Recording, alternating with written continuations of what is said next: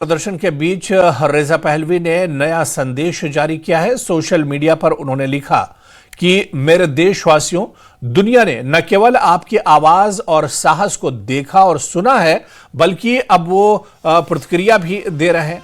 अब तक आपने शायद अमेरिका के राष्ट्रपति का संदेश सुन लिया होगा। मदद आ रही है। जिस तरह से आप अब तक संघर्ष करते आए हैं, इसे जारी रखें। इस शासन व्यवस्था को यह भ्रम पैदा करने की अनुमति न दें कि जीवन सामान्य है। इन तमाम नरसंहारों के बाद हमारे और इस शासन के बीच खून का सागर बह रहा है। इन सभी अपराधियों के नाम नोट कर लें, उन्हें उनके किए की सजा जरूर मिलेगी। तो इस बीच रेजा पहलवी ने भी बाकायदा संदेश जारी किया है और उन्होंने लिखा है कि आपने अमेरिका का डोनाल्ड ट्रंप का संदेश भी आप तक पहुंच गया होगा कि मदद करीब है और मदद रास्ते में है। همیهنانم همانطور که در پیام قبلیم به شما گفتم، صدای شما و شجاعت شما را جهانیان نه تنها دیدن و شنیدن، بلکه دارن اکنون اقدام میکنن. قاعدتا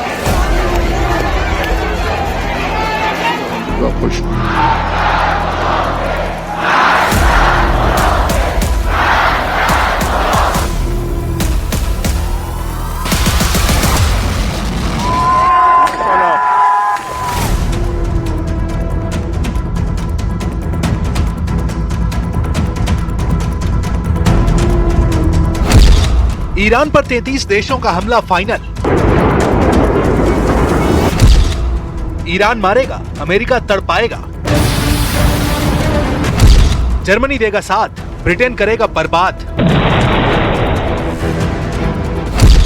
ईरान को अब सिर्फ बचा पाएंगे रूस और चीन। ईरान बेहद मुश्किल हालत में फंस चुका है, क्योंकि एक तरफ देश जल रहा है, दूसरी तरफ दुश्मन देशों ने संयुक्त हमले का ऐलान कर दिया है। अमेरिका ने जैसे ही सबसे भयानक हमलों से ईरान को तबाह करने की धमकी दी, नेटो देशों और इजराइल ने सुपर पावर से पहले ईरान को बर्बाद करने की तैयारी शुरू कर दी है।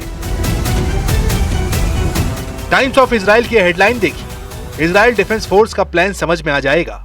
नेतन्याहू की सेना अमेरिका से पहले ईरान पर धावा बोलने के लिए हथियारों को वॉर जोन में तान चुकी है।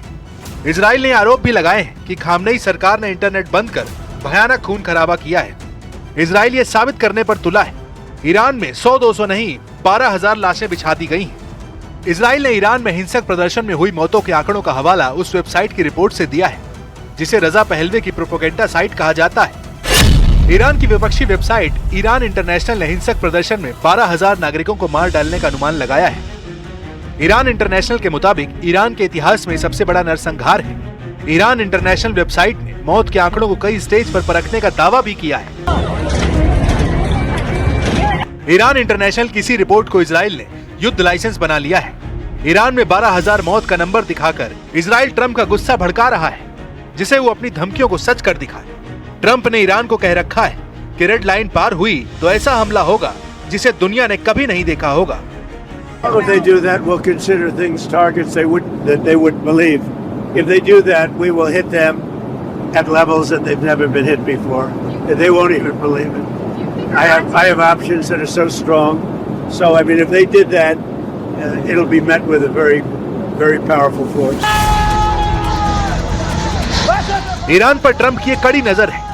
वो हर दावे को कसौटी पर तौल रहे हैं। ट्रंप को अभी यकीन नहीं हो रहा है कि ईरान में 12,000 मौतें हुई हैं, क्योंकि नॉर्वे के संगठन ईरान ह्यूमन राइट्स की रिपोर्ट बताती है कि ईरान हिंसा में अब तक आधिकारिक तौर पर सिर्फ 648 मौत दर्ज की गई है। मरने वालों में 9 नाबालिग भी बताए जा रहे हैं। मगर नॉर्वे के ईरान ह्यूमन राइट्स ने यह आशंका जताई कि मरने वालों की गिनती 6,000 के करीब हो सकती है। ये आंकड़े इसलिए सामने नहीं आए क्योंकि इंटरनेट बंद कर दिया गया था। अगर 6,000 मौत की आशंका में रत्ती भर भी सच निकला तो ट्रंप को कोई रोक नहीं पाएगा। ये भी खौफनाक हकीकत है कि अमेरिका जब किसी देश पर बारूद बरसाना शुरू करता है तो उसको मटियामेट कर डालता है, जैसे वेनेजुला का हाल हुआ, जैसे सीरिया का हाल हुआ। अमेरिका के दुश्मन देश खंडहर बन जाते हैं, क्योंकि अमेरिका कभी युद्ध में अकेले नहीं उतरता है। अमेरिका के साथ सभी ऑपरेशन में नेटो देश होते हैं। नेटो देशों ने भी ईरान में खामनेई सरकार के ढहने की भविष्यवाणी शुरू कर दी है। जर्मन चांसलर फ्रेडरिक मर्ज को सुन लीजिए। मर्ज कह रहे हैं कि सिर्फ कुछ दिन बाद ईरान में तख्ता पलट तय है। Wenn sich ein Regime nur noch mit Gewalt an der Macht halten kann, dann ist es faktisch am Ende. Ich gehe davon aus, dass wir jetzt hier auch gerade die letzten Tage und Wochen dieses Regimes sehen.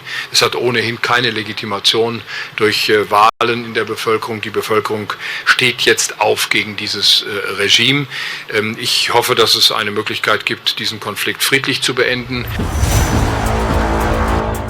Iran के खिलाफ पूरी दुनिया में माहौल तैयार किया जा रहा है। पहले ईरान, फिर अमेरिका, उसके बाद यूरोप के देशों में ईरान पर हमले के लिए ट्रंप से अपील की जा रही है।